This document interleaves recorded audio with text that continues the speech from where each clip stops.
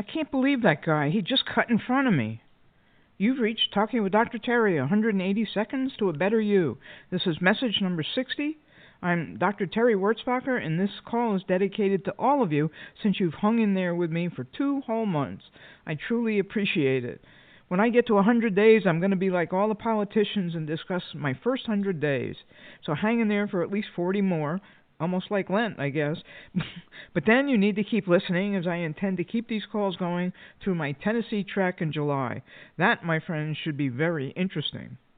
Think of someone who's recently annoyed you, or some kind of thing that repeatedly annoys you. What is it about them specifically that bothers you? Are they impatient? Grumpy? Do they cut people off mid-sentence? Do they act like they know it all? Do they act like rules don't apply to them? What specifically irritates you so much? Now ask yourself this: how am I like that? Do I ever do the same thing? I've made this a practice, even though I have to hang my head in shame sometimes when I do. It shows that we tend to be most annoyed by people who show qualities that we're still working on. Sometimes we're working for a long time. It happens to me frequently, especially when I'm walking on a busy street. People are going too fast, not stopping at stop signs, running through puddles so they can spray the pedestrians. Those who turn right on the sign when it clearly says no right turn. I mean, geez, you would think I never did anything wrong, and of course I don't. Do I think about these things when I'm driving? Heck no. Not until someone, driving or walking, does something I've deemed wrong. Aren't you grateful to know that you've been listening to someone as important and powerful as me? Ha ha.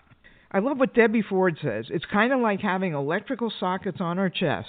If we recognized and accepted our own greed, selfishness, impatience, or whatever, it's as if we put one of those childproof covers over the socket and no one can plug into that energy. We may notice a certain quality in people, but we're no longer triggered by them. But run into someone who demonstrates the qualities we haven't integrated in our lives, and guess what happens?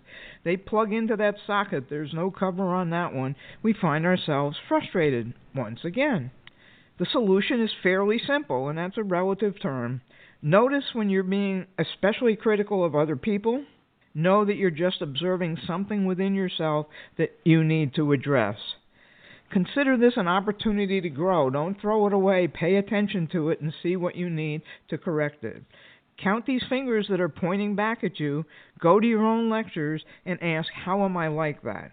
Then get to work.